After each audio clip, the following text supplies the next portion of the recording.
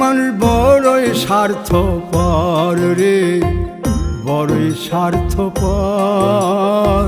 বুকের মাঝে জায়গা দিলে যতন কইরা ভাঙ্গে রে অন্তর। মানুষ বড়ই স্বার্থপর রে, বড়ই স্বার্থপর।